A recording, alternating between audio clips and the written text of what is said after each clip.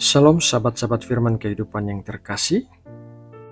Di dalam kehidupan sehari-hari, kata normal seringkali dipakai sebagai standar. Normal berarti umum, wajar, lazim dilakukan banyak orang, dan diterima oleh lingkungan sekitar. Sejak kecil, manusia diajarkan untuk menyesuaikan diri dengan apa yang dianggap normal oleh masyarakat. Siapa yang berbeda seringkali dipandang aneh, berlebihan, bahkan ditolak. Namun ketika seseorang menjadi pengikut Kristus, ia dipanggil masuk ke dalam sebuah kehidupan yang memiliki standar berbeda. Kekristenan tidak dibangun di atas apa yang dianggap normal oleh dunia, melainkan di atas kebenaran firman Tuhan. Dan seringkali apa yang benar menurut firman Tuhan justru terlihat tidak normal di mata dunia.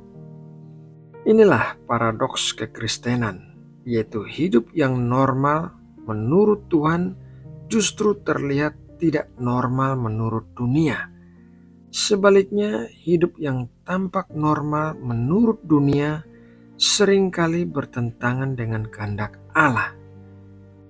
Renungan ini mengajak kita untuk memahami panggilan tersebut sekaligus menguatkan hati kita agar kita tidak takut hidup berbeda demi ketaatan kepada Tuhan.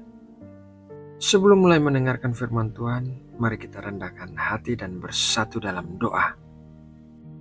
Bapa, kami mengucap syukur kepadamu atas anugerah kehidupan dan kesempatan yang Kau berikan kepada kami di sepanjang hidup kami ini. Terima kasih karena kami boleh datang menghadap hadirat-Mu bukan oleh kekuatan kami sendiri, melainkan oleh kasih karunia-Mu yang besar. Bapa, di tengah dunia yang memiliki banyak standar dan nilai yang seringkali bertentangan dengan kebenaran-Mu, kami rindu untuk kembali belajar memahami kehendak-Mu, dan saat ini kami akan merenungkan firman-Mu. Bukalah hati dan pikiran kami agar kami tidak hanya menjadi pendengar tetapi juga pelaku firman.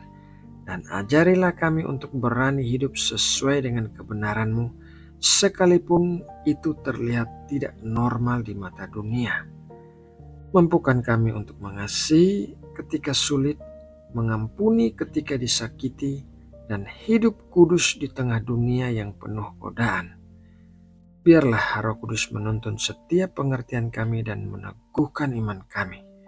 Kami menyerahkan seluruh waktu renungan ini ke dalam tangan-Mu.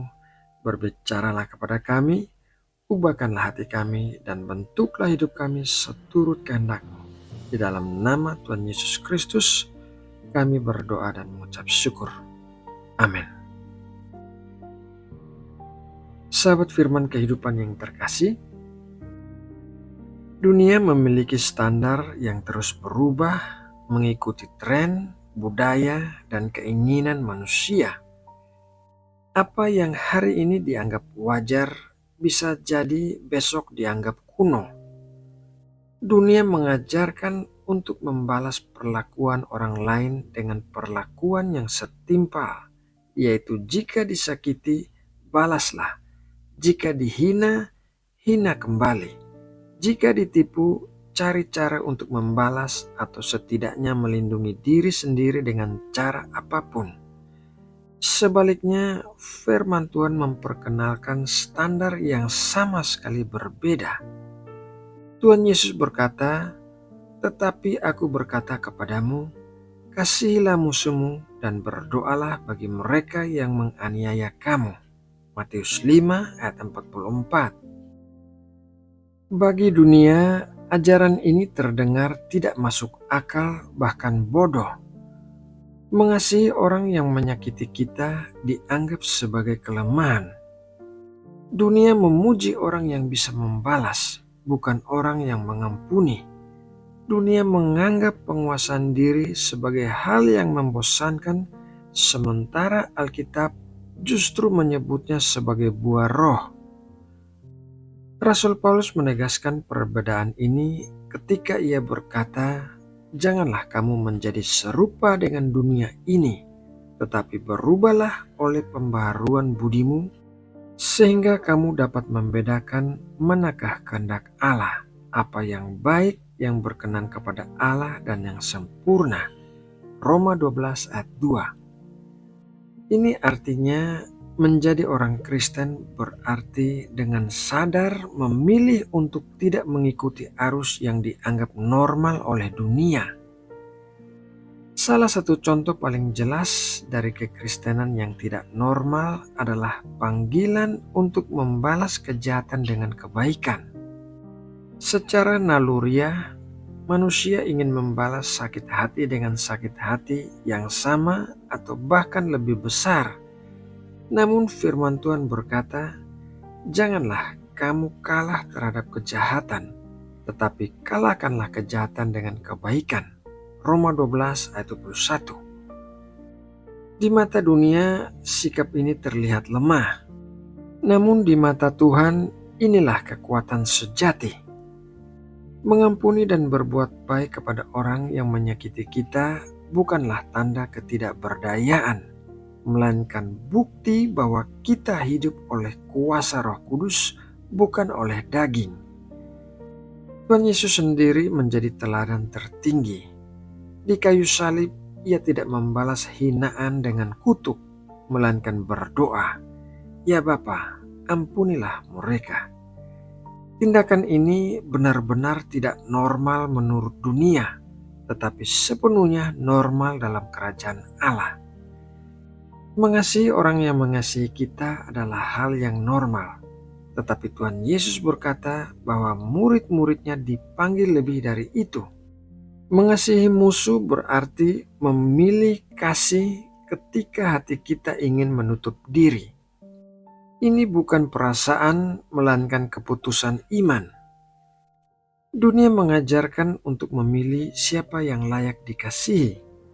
Tuhan mengajarkan untuk mengasihi karena kita sendiri telah lebih dahulu dikasihi oleh-Nya. Ketika kita memilih mengasihi musuh, dunia mungkin mencibir dan berkata bahwa kita terlalu rohani atau tidak realistis. Namun justru disitulah terang Kristus bersinar. Contoh lain dari kekristenan yang dianggap tidak normal adalah gaya hidup yang menolak mabuk-mabukan, pesta pora, dan kehidupan malam yang penuh kompromi. Terutama pada momen-momen tertentu seperti malam tahun baru. Dunia menganggap mabuk, hura-hura, dan kebebasan tanpa batas sebagai hal yang wajar dan bahkan harus dilakukan.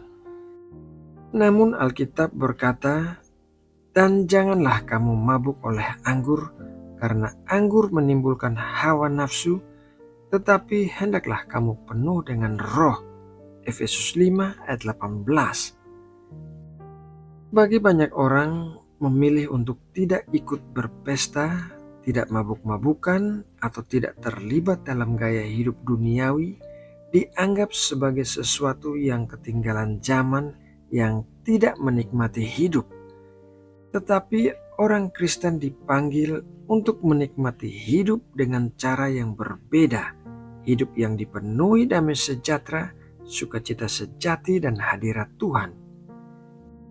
Hidup kudus bukan berarti hidup tanpa sukacita, melainkan hidup dengan sukacita yang tidak bergantung pada alkohol, keramaian, atau pengakuan manusia. Selain itu, salah satu tantangan terbesar bagi orang percaya adalah tekanan sosial. Keinginan untuk diterima seringkali membuat kita berkompromi dengan nilai-nilai dunia. Kita takut dianggap aneh, fanatik, atau terlalu rohani. Namun Tuhan Yesus mengingatkan, "Jikalau dunia membenci kamu, ingatlah bahwa Ia telah lebih dahulu membenci Aku daripada kamu." Yohanes 15 ayat 18. Menjadi pengikut Kristus berarti siap untuk disalahpahami. Namun lebih baik dipandang tidak normal oleh dunia daripada tidak setia kepada Tuhan. Penilaian dunia bersifat sementara, tetapi penilaian Tuhan bersifat kekal. Ketika kita hidup sesuai dengan firman Tuhan, mungkin kita kehilangan persetujuan manusia, tetapi kita memperoleh perkenanan Allah. Dan itulah yang seharusnya menjadi tujuan utama hidup orang percaya. Pada akhirnya, pertanyaannya bukanlah apakah hidup kita normal di mata dunia, melainkan apakah hidup kita benar di mata Tuhan? Kekristenan yang normal memang akan terlihat tidak normal bagi dunia. Kasih di tengah kebencian, pengampunan di tengah dendam, kekudusan di tengah kenajisan, dan penguasaan diri di tengah budaya pesta, semua itu adalah tanda bahwa kita hidup dengan standar kerajaan Allah. Kiranya kita tidak malu untuk hidup berbeda. Kiranya kita tidak takut berjalan di jalan yang sempit, sebab hidup yang terlihat tidak normal di dunia ini justru sedang mempersiapkan kita untuk kehidupan yang kekal bersama Tuhan. Sahabat firman kehidupan yang dikasihi Allah, demikianlah renungan firman Tuhan hari ini. Mari kita berdoa. Bapa di surga, kami mengucap syukur kepadamu atas firman yang telah kami dengar dan renungkan pada hari ini. Terima kasih karena melalui kebenaran-Mu, Engkau kembali mengingatkan kami bahwa hidup sebagai pengikut Kristus memiliki standar yang berbeda dari dunia ini. Ya Bapa, tolonglah kami agar firman-Mu tidak hanya berhenti sebagai pengertian, tetapi sungguh-sungguh menjadi gaya hidup kami sehari-hari. Berikan kami keberanian untuk hidup benar sekalipun harus berbeda.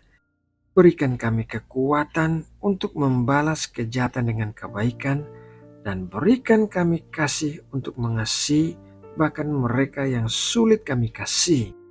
Jauhkanlah kami dari keinginan untuk mencari pengakuan manusia, dan ajarlah kami untuk lebih rindu menyenangkan hati-Mu. Mampukan kami untuk hidup kudus, menjaga sikap dan keputusan kami, serta berjalan seturut kehendak-Mu di tengah dunia yang penuh kompromi ini. Kami menyerahkan setiap langkah hidup kami ke dalam tangan-Mu, dan biarlah Roh Kudus menuntun, meneguhkan, dan memampukan kami untuk terus setia sampai akhir hidup kami. Kiranya melalui hidup kami nama-Mu dipermuliakan. Di dalam nama Tuhan Yesus Kristus, Tuhan dan Juru Selamat kami berdoa dan mengucap syukur. Amin.